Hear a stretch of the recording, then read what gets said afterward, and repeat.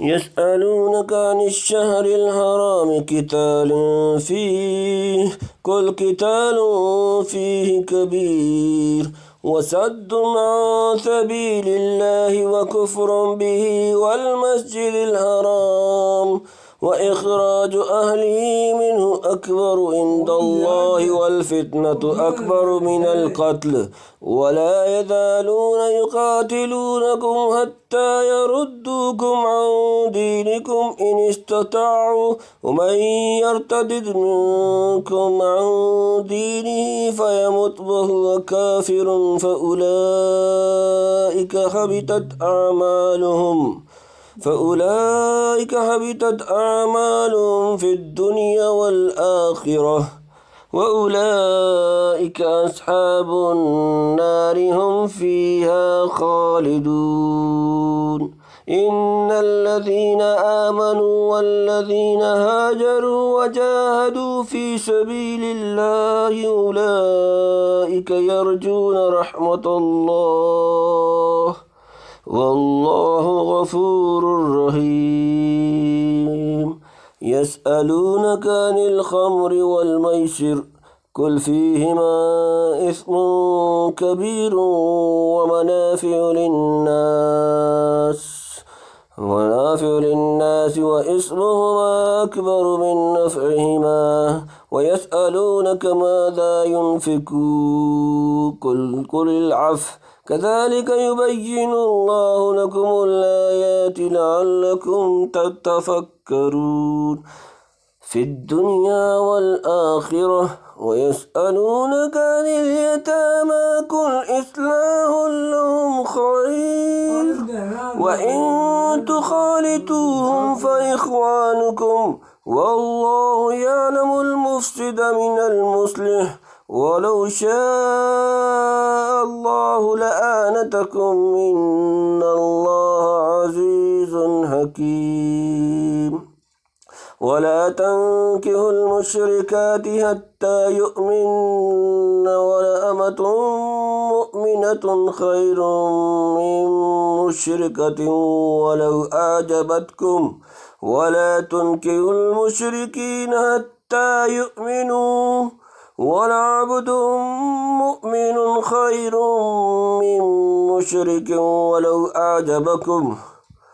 أولئك يدعون إلى النار والله يدعو إلى الجنة والمغفرة بإذنه ويبين آياته للناس لعلهم يتذكرون.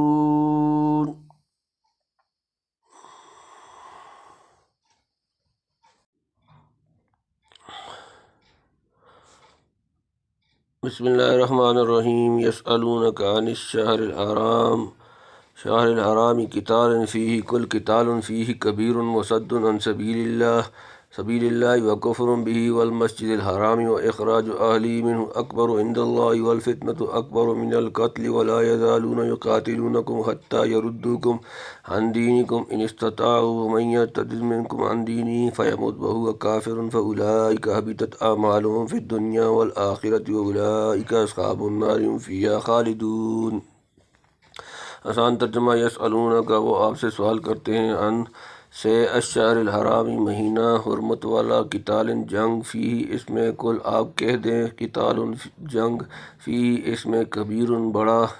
وصد اور رکنا عن سے سبیل راستہ اللہ و کفر اور نہ ماننا بھی اس کا اور مسجد الحرام مسجد حرام و اخراج اور نکال دینا اہلی اس کے لوگ منہ اس سے اکبر بہت بڑا اندہ نزدیک اللہ والفتنۃ اور فتنہ اکبر بہت بڑا من سے القتل قتل ولا یزالون اور وہ ہمیشہ رہیں گے یقاتلونکم وہ تم سے لڑیں گے حتیٰ یہاں تک کہ یردوکم تمہیں پھیر دیں عن سے دینکم تمہارا دین ان اگر استطاعوا وہ کر سکیں ومن اور جو یرتدد پھر جائے منکم تم میں سے عن سے دین ہی اپنا دین فیمت پھر مر جائے وہ اور وہ کافر فاولئک تو یہی لوگ حبطت ضائع ہو گئے اعمالہم ان کے اعمال فی میں دنیا و اور الآخرہ آخرت واولئک اور یہی لوگ اصحاب النار دوزخ والے ہم وہ فیہا اس میں خالدون ہمیشہ رہیں گے۔ تو اس سے پوچھتے ہیں مہینہ حرام کو کہ اس میں لڑنا کیسا ہے، کہہ دے لڑائی اس میں بڑا گناہ ہے، اور روکنا اللہ کی راہ سے اور اس کو نہ ماننا، اور مسجد الحرام سے روکنا اور نکال دینا اس کے لوگوں کو وہاں سے، اس سے بھی زیادہ گناہ ہے اللہ کے نزدیک۔ اور لوگوں کو دین سے بچلانا قتل سے بھی بڑھ کر ہے، اور کفار تو ہمیشہ تم سے لڑتے ہی رہیں گے یہاں تک کہ تم کو پھیر دیں تمہارے دین سے، اگر قابو پاویں، اور جو کوئی پھرے تم میں سے اپنے دین سے پھر مر جاوے حالت کفری میں، تو ایسوں کے ضائع ہوئے عمل دنیا اور آخرت میں، اور وہ لوگ رہنے والے ہیں دوزخ میں، وہ اس میں ہمیشہ رہیں گے۔ حضرت فخر عالم صلی اللہ علیہ وآلہ وسلم نے اپنی ایک جماعت کافروں کے مقابلہ کو بھیجی، انہوں نے کافروں کو مارا اور مال لوٹ لائے۔ مسلمان تو جانتے تھے کہ وہ آخر دن جمادی الثانی کا ہے، اور وہ رجب کا غرہ تھا جو کہ اشہر حرم میں داخل ہے۔ کافروں نے اس پر بہت طعن کیا کہ محمد صلی اللہ علیہ وسلم نے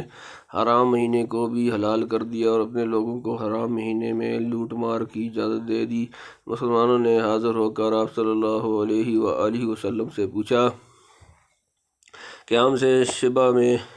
شبہ میں یہ کام ہوا اور اس کا کیا حکم ہے؟ تب یہ آیت اتری، یعنی شہر حرام میں قتال کرنا بے شک گناہ کی بات ہے، لیکن حضرات صحابہ نے تو اپنے علم کے موافق جمادی الثانی میں جہاد کیا تھا، شہر حرام یعنی رجب میں نہیں کیا، اس لیے مستحق عفو ہیں۔ ان پر الزام لگانا بے انصافی ہے، یعنی لوگوں کو اسلام لانے سے روکنا اور خود دین اسلام کو تسلیم نہ کرنا، اور زیارت بیت اللہ سے لوگوں کو روکنا اور مکہ کے رہنے والوں کو وہاں سے نکالنا، یہ باتیں شہر حرام میں مقاتلہ کرنے سے بھی زیادہ گناہ ہیں، اور کفار برابر یہ حرکات کرتے تھے۔ خلاصہ یہ کہ شہر حرام میں بلا وجہ اور ناحق لڑنا بے شک اشد گناہ ہے، مگر جو لوگ کہ حرم میں بھی کفر پھیلائیں اور بڑے بڑے فساد کریں اور اشہر حرم میں بھی مسلمانوں کے ستانے میں قصور نہ کریں، ان سے لڑنا منع نہیں۔ علاوہ ازیں جب مشرکین ایسے امور شرعیہ میں سرگرم ہیں تو ایک تھوڑے قصور پر مسلمانوں کی نسبت طعن کرنا جو ان سے بوجہ لا علمی صادر ہوا بڑی شرم کی بات ہے، یعنی دین میں فتنہ اور فساد ڈالنا تاکہ لوگ دین حق کو قبول نہ کریں، اس قتل سے بدرجہ مذموم ہے جو مسلمانوں سے شہر حرام میں واقع ہوا۔ مشرکین کی عادت تھی کہ دین اسلام کی باتوں میں طرح طرح سے خدشات کیا کرتے تھے تاکہ لوگ شبہ میں پڑ جائیں اور اسلام کو قبول نہ کریں، چنانچہ اسی قصہ میں کہ مسلمانوں سے شہر حرام میں بوجہ لا علمی قتل واقع ہوا، اس پر مشرکین نے جو زبان درازی کی تو اس سے مقصود یہی تھا کہ لوگ قبول اسلام سے متنفر ہو جائیں۔ تو خلاصہ یہ ہوا کہ مسلمانوں سے جو قتل صادر ہوا اس پر مشرکین کا طعن کرنا اس وجہ سے کہ لوگ دین حق سے بچ جائیں، قتل مذکور ہے بدرجہ مذموم و شنیع ہے، یعنی جب تک تم دین حق پر قائم رہو گے یہ مشرکین کسی حالت میں اور کسی موقع پر بھی تمہارے مقاتلہ اور مخالفت میں کمی نہیں کریں گے، حرم مکہ اور شہر حرام ہی کو کیوں نہ ہو، جیسا کہ عمرہ حدیبیہ میں پیش آیا، نہ حرم مکہ کی حرمت کی اور نہ شہر حرام کی بلا وجہ محض عناد سے مارنے مرنے کو مستعد ہو گئے، اور مسلمانوں کے مکہ میں جانے اور عمرہ کرنے کے روادار نہ ہوئے، پھر ایسے معاندین کے طعن و تشنیع کی کیا پرواہ کی جائے اور ان سے مقاتلہ کرنے میں شہر حرام کی وجہ سے کیوں روکا جائے، یعنی دین اسلام سے پھر جانا اور اسی حالت پر اخیر تک قائم رہنا ایسی سخت بلا ہے کہ عمر بھر کے نیک کام ان کے ضائع ہو جاتے ہیں کہ کسی بھلائی کے مستحق نہیں رہتے، دنیا میں ان کی جان و مال محفوظ رہے، نہ نکاح قائم رہے، نہ ان کو میراث ملی، نہ آخرت میں ثواب ملے اور نہ کبھی جہنم سے نجات نصیب ہو۔ ہاں اگر پھر اسلام قبول کر لیا تو صرف اس اسلام کے بعد کے اعمال حسنہ کی جزا پوری ملے گی۔ ان الذين آمنوا والذين هاجروا وجاهدوا في سبيل الله اولئك يرجون رحمة الله والله غفور رحيم۔ آسان ترجمہ انا بے شک الذین جو لوگ آمنوا ایمان لائے والذین اور وہ لوگ جو ہاجروا انہوں نے ہجرت کی وجاہدوا اور انہوں نے جہاد کیا فی میں سبیل اللہ اللہ کا راستہ اولئک یہی لوگ یرجون امید رکھتے ہیں رحمت اللہ اللہ کی رحمت واللہ اور اللہ غفور بخشنے والا رحیم رحم کرنے والا۔ بے شک جو لوگ ایمان لائے اور جنہوں نے ہجرت کی اور لڑے اللہ کی راہ میں وہ امیدوار ہیں اللہ کی رحمت کے اور اللہ بخشنے والا مہربان ہے۔ آیت سابقہ سے جماعت صاحب مذکورہ بالا کو یہ تو معلوم ہو گیا کہ ہمارے اوپر اس بارے میں کوئی مواخذہ نہیں، مگر یہ تردد ان کو تھا کہ دیکھیے اس جہاد کا ثواب بھی ملتا ہے یا نہیں۔ اس پر یہ آیت اتری کہ جو لوگ ایمان لائے اور ہجرت کی اور اللہ کے واسطے اس کے دشمنوں سے لڑے، اپنی کوئی غرض اس لڑائی میں نہ تھی، وہ بے شک اللہ کی رحمت کے امیدوار اور اس کے مستحق رہیں، اور اللہ اپنے بندوں کی خطائیں بخشنے والا اور ان پر انعام فرمانے والا ہے، وہ ایسے تابعداروں کو محروم نہ کرے گا۔ یسألونک عن الخمر والمیسر قل فیہما اسم کبیر ومنافع للناس واسمہما اکبر من نفعہما ویسألونک ماذا ينفقون قل العفو کذلک یبین اللہ لکم الآیات لعلکم تتفکرون۔ آسان ترجمہ یسألونک وہ پوچھتے ہیں آپ سے ان سے الخمر شراب والمیسر اور جوا، کل آپ کہہ دیں فیہما ان دونوں میں اسم گناہ کبیر بڑا و منافع اور فائدے للناس لوگوں کے لیے، واسمہما اور ان دونوں کا گناہ اکبر بہت بڑا من سے نفعہما ان کا فائدہ، ویسألونک اور وہ پوچھتے ہیں آپ سے ماذا کیا کچھ ينفقون وہ خرچ کریں، قل آپ کہہ دیں العفو زائد از ضرورت کذالک اسی طرح یبین واضح کرتا ہے اللہ لکم تمہارے لیے الآیہ احکام لعلکم تاکہ تم تتفکرون غور و فکر کرو۔ تو اس سے پوچھتے ہیں حکم شراب کا اور جوئے کا، کہہ دے ان دونوں میں بڑا گناہ ہے اور فائدہ بھی ہے لوگوں کو، اور ان کا گناہ بہت بڑا ہے ان کے فائدے سے۔ اور تجھ سے پوچھتے ہیں کہ کیا خرچ کریں، کہہ دے جو بچے اپنے خرچ سے، اسی طرح بیان کرتا ہے اللہ تمہارے واسطے حکم تاکہ تم فکر کرو دنیا و آخرت کی باتوں میں۔ شراب اور جوئے کے حق میں کئی آیتیں اتری، ہر ایک میں ان کی برائی ظاہر کی گئی، آخر سورہ مائدہ کی آیت میں صاف ممانعت کر دی گئی۔ اب جو چیزیں نشہ لاویں وہ سب حرام ہیں، اور جو شرط باندھی جائے کسی چیز پر جس میں ہار اور جیت ہو وہ محض حرام ہے، اور ایک طرف کی شرط حرام نہیں۔ شراب پینے سے عقل جاتی رہتی ہے جو تمام امور شرعیہ سے بچاتی ہے، اور لڑائی اور قتل وغیرہ طرح طرح کی خرابیوں کی نوبت آتی ہے، اور مختلف قسم کے امراض روحانی اور جسمانی پیدا ہوتے ہیں جو بسا اوقات باعث ہلاکت ہوتے ہیں، اور جوا کھیلنے میں حرام مال کا کھانا اور سرقہ اور تضییع مال اور عیال باہم دشمنی وغیرہ طرح طرح کے مفاسد ظاہری و باطنی پیش آتے ہیں۔ ہاں ان میں سرسری نفع بھی ہے، مثلا شراب پی کر لذت و سرور ہو گیا، اور جوا کھیل کر بلا مشقت مال ہاتھ آ گیا۔ لوگوں نے پوچھا تھا کہ مال اللہ کے واسطے کس قدر خرچ کریں، حکم ہوا کہ جو اپنے اخراجات ضروری سے افزود زائد ہو، کیونکہ جیسا آخرت کا فکر ضرور ہے دنیا کا فکر بھی ضرور ہے۔ اگر سارا مال اٹھا ڈالو تو اپنی ضروریات کیوں کر پوری کرو، اور جو حقوق تم پر لازم ہیں ان کو کیوں کر ادا کرو، معلوم نہیں کس خرابی دینی اور دنیاوی میں پھنسو، یعنی دنیا فانی مگر مال حوائج ہے اور آخرت باقی اور دار ثواب ہے، اس لیے سوچ سمجھ کر ہر ایک امر میں اس کے مناسب ہاتھ خرچ کرنا چاہیے، اور مصلحت دنیا اور آخرت دونوں کو پیش نظر رکھنا مناسب ہے، اور احکام کو واضح طور پر بیان فرمانے سے یہی مطلوب ہے کہ تم کو فکر کرنے کا موقع ملے۔ فی الدنیا والآخرہ ویسألونک عن الیتامی قل اصلاح لہم خیر وان تخالطوہم فاخوانکم واللہ یعلم المفسد من المصلح ولو شاء اللہ لأعنتکم ان اللہ عزیز حکیم۔ آسان ترجمہ فی دنیا میں والآخرت اور آخرت، ویسألونک اور وہ آپ سے پوچھتے ہیں عن سے بارے میں الیتامی یتیم جمع، قل آپ کہہ دیں اصلاح لہم ان کی خیر بہتر، وان اور اگر تخالطوہم ملا لو ان کو، فاخوانکم تو بھائی تمہارے، واللہ اور اللہ یعلم جانتا ہے المفسد خرابی کرنا والا، من سے کو المصلح اصلاح کرنے والا، ولو اور اگر شاء چاہتا اللہ اللہ لعنتکم ضرور مشقت میں ڈالتا تم کو، ان بے شک اللہ عزیز غالب حکیم حکمت والا۔ آسان ترجمہ۔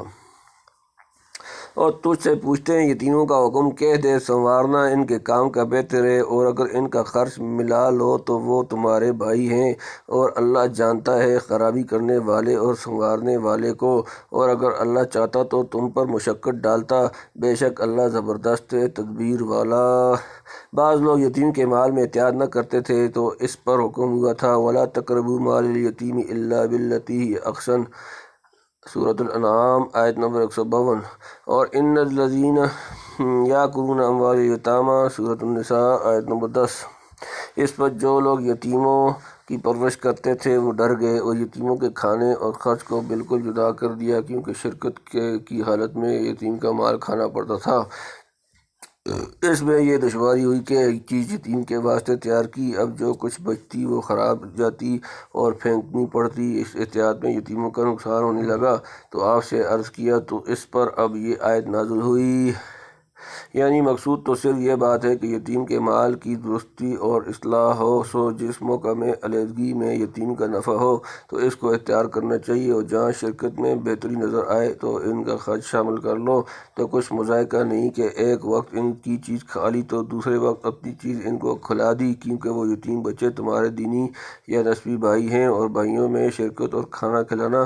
بیجا نہیں۔ ہاں یہ ضرور ہے کہ یتیموں کی اصلاح کی رعایت پوری رہے، اور اللہ خوب جانتا ہے کہ اس شرکت سے کس کو خیانت اور افساد مال یتیم مقصود ہے، اور کس کو یتیموں کی اصلاح اور ان کی نفع رسانی منظور ہے۔ مشقت ڈالتا یعنی کھانا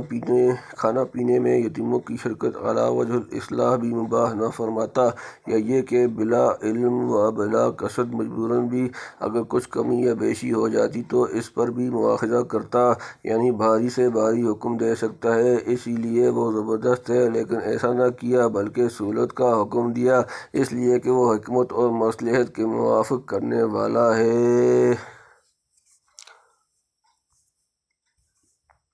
وَلَا تَنكِحُوا الْمُشْرِكَاتِ حَتَّى يُؤْمِنَّ وَلَأَمَةٌ مُؤْمِنَةٌ خَيْرٌ مِّن مُّشْرِكَةٍ وَلَوْ أَعْجَبَتْكُمْ وَلَا تُنكِحُوا الْمُشْرِكِينَ حَتَّى يُؤْمِنُوا وَلَعَبْدٌ مُّؤْمِنٌ خَيْرٌ مِّن مُّشْرِكٍ وَلَوْ أَعْجَبَكُمْ أُولَٰئِكَ يَدْعُونَ إِلَى النَّارِ وَاللَّهُ يَدْعُو إِلَى الْجَنَّةِ وَالْمَغْفِرَةِ بِإِذْنِهِ وَيُبَيِّنُ آيَاتِهِ لِلنَّاسِ لَعَلَّهُمْ يَتَذَكَّرُونَ۔ آسان ترجمہ۔ ولا اور نہ تنکحوا تم نکاح کرو المشرکاتی مشرک عورتوں سے، حتیٰ یہاں تک کہ یؤمنہ وہ ایمان لے آئیں، ولامۃ اور البتہ لونڈی، مؤمنۃ مومنہ ایمان والی، خیر بہتر ہے، من مشرکۃ مشرکہ عورت سے، ولو اور اگرچہ اعجبتکم وہ اچھی لگے تم کو، ولا اور نہ تنکحوا تم نکاح کر کے دو المشرکین مشرک مردوں کو، حتیٰ یہاں تک کہ یؤمنوا وہ ایمان لے آئیں،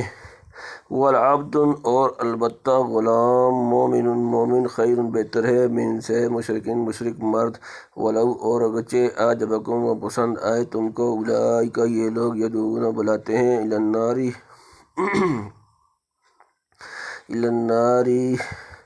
آگ کی طرف، واللہ اور اللہ یدعو بلاتا ہے، الی الجنہ جنت کی طرف، والمغفرۃ اور بخشش کی طرف، باذنہ ساتھ اپنے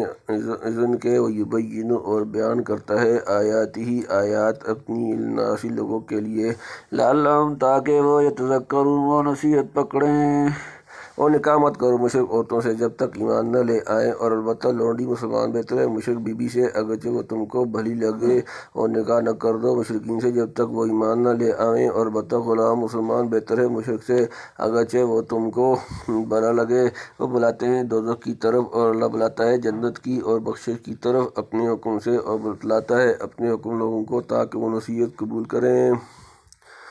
پہلے مسلمان مرد اور کافر عورت اور اس کے برعکس دونوں صورتوں میں نکاح کی اجازت تھی۔ اس آیت سے اس کو منسوخ کر دیا گیا۔ اگر مرد یا عورت مشرک ہو تو اس کا نکاح مسلمانوں سے درست نہیں، یا نکاح کے بعد ایک مشرک ہو گیا تو نکاح سابق ٹوٹ جائے گا۔ اور شرک یہ کہ علم یا قدرت یا کسی اور سے خداوندی میں کسی کو خدا کا مماثل سمجھے، یا خدا کے مثل کسی کی تعظیم کرنے لگے، مثلاً کسی کو سجدہ کرے یا کسی کو مختار سمجھ کر اس سے اپنی حاجت مانگے۔ باقی اتنی بات دیگر آیات سے معلوم ہوئی کہ یہود و نصارہ کی عورتوں سے مسلمان مرد کا نکاح درست ہے۔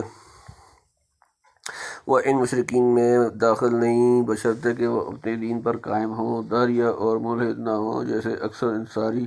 نصاری آج کل کے نظر آتے ہیں۔ خلاصہ تمام آیات کا یہ ہے کہ مسلمان مرد کو مشرک عورت سے نکاح کرنا درست نہیں تا وقت کہ مسلمان نہ ہو جائے۔ بے شک لونڈی مسلمان کافر عورت سے بہتر ہے، گو وہ آزاد بیوی ہی کیوں نہ ہو۔ اگرچہ مشرک بیوی بسبب مال اور جمال اور شرافت کے تم کو پسند آئے، اور ایسے ہی مسلمان عورت کا نکاح مشرک مرد سے نہ کرو۔ مسلمان غلام بھی مشرک سے بہت بہتر ہے، گو وہ آزاد ہی کیوں نہ ہو۔ اگرچہ مشرک مرد بسبب صورت اور دولت کے تم کو پسند ہوں، یعنی مسلمان ادنیٰ سے ادنیٰ بھی مشرک سے بہت افضل ہے، گو وہ اعلیٰ سے اعلیٰ ہی کیوں نہ ہو۔ یعنی مشرکین اور مشرکات جن کا ذکر ہوا، ان کے اقوال، ان کے افعال، ان کی محبت کے ساتھ اختلاط کرنا شرک کی نفرت اور اس کی برائی کو دل سے کم کرتا ہے، اور شرک کی طرف رغبت کا باعث ہوتا ہے، جس کا انجام دوزخ ہے۔ اس لیے ایسوں کے ساتھ نکاح کرنے سے اجتناب کلی لازم ہے۔ صدق اللہ العظیم۔